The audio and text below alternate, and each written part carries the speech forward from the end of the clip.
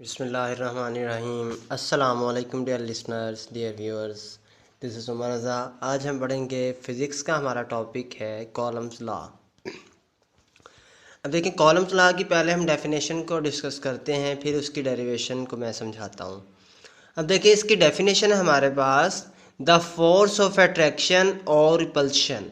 Attract का मतलब होता है किसी भी चीज़ को खींचना, अट्रैक्ट करना, खींचना। रिपेल का मतलब होता है, रिपल्शन का मतलब होता है धकेलना। फॉर एग्जांपल टू अगर ऑपोजिट चार्जेस आ जाएं, एक पॉजिटिव साइन है दूसरा नेगेटिव साइन है, तो ये जो दोनों चार्जेस हैं एक दूसरे को क्या करते हैं, अट्रैक्ट करते हैं। अगर सेम चार्जेस आ जाएं, for example negative to negative, तो ये एक दूसरे को क्या करते हैं, रिपेल करते हैं। द फोर्स ऑफ अट्रैक्शन और रिपल्शन एक ऐसी फोर्स जो अट्रैक्शन के लिए यूज़ हो या रिपल्शन के लिए यूज़ हो बिटवीन टू पॉइंट चार्जेस। हमारे पास दो पॉइंट चार्जेस हैं, पहले को हमने नाम दे दिया Q1 का, Q2 का। अब देखिए, दोनों पॉइंट चार्जेस हैं, जो चार्ज होता है उसको Q से डिनोट करते हैं। उन चार्जेस को एक दूसरे से अलहदा रखने के लिए एक को हमने Q1 का नाम दे दिया, दूसरे को Q2 का नाम दे दिया। द फोर्स ऑफ अट्रैक्शन और repulsion between two point charges is directly proportional to. आप फर्स्ट कंडीशन देखें, मैंने लिखा हुआ है कि F जो है वो डायरेक्टली प्रोपोर्शनल है Q1 Q2 के।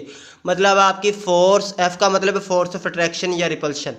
फोर्स ऑफ अट्रैक्शन और repulsion is directly proportional to product of point charges. अब देखें, ये Q1 और Q2 ये आपस में मल्टीप्लाई हो रहे हैं, तो इन दोनों की प्रोडक्ट है। ये जो आपके पास फोर्स है वो डायरेक्टली प्रोपोर्शनल है Q1 और Q2 की प्रोडक्ट के। नेक्स्ट है जी कि जो फोर्स है आपकी वो इनवर्सली प्रोपोर्शनल है square of distance between them. Square of distance between them के जो फोर्स है वो क्या है, इनवर्सली प्रोपोर्शनल है। अब डेफिनेशन को दोबारा देखते हैं। द फोर्स ऑफ अट्रैक्शन और repulsion between two point charges is directly proportional to product of magnitude of charges. Magnitude का मतलब उनकी मिकदार,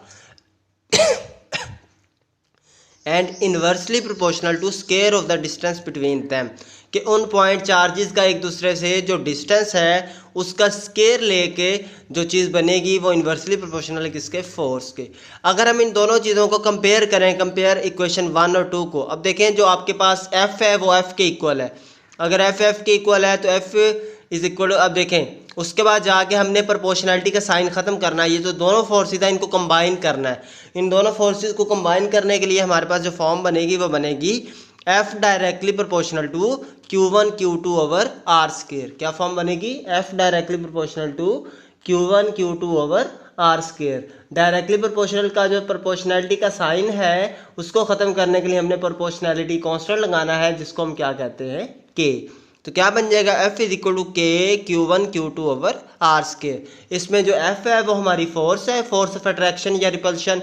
K जो है ये प्रोपोर्शनैलिटी कांस्टेंट है। Q1 और Q2 ये क्या है, मैग्नीट्यूड पॉइंट चार्जेस हैं। और जो R है वो स्क्वायर है डिस्टेंस का, जो डिस्टेंस है वो स्क्वायर फॉर्म में है। अब देखें उसके बाद है ये जो आपके पास प्रोपोर्शनैलिटी कांस्टेंट K है, ये किस चीज़ पे डिपेंड करता है, the value of K depends upon the medium between two charges, के जिस तरह का मीडियम होगा उसकी कीमत पे ये जो आपकी K की वैल्यू है डिपेंड करती है। If the medium between two charges is air, अगर दो चार्जेस के दरमियान एक मीडियम हवा पड़ी हो तब इसकी जो K की वैल्यू होती है वो ऐसा यूनिट के अंदर कितनी होती है, 9 × 10⁻⁹ न्यूटन मीटर स्क्वायर कॉलम पर मीटर स्क्वायर। तो ये चीज़ थी, यही था जी हमारा आज का लेक्चर। उम्मीद है आपको सारे पॉइंट्स क्लेरिफाई हो गए होंगे।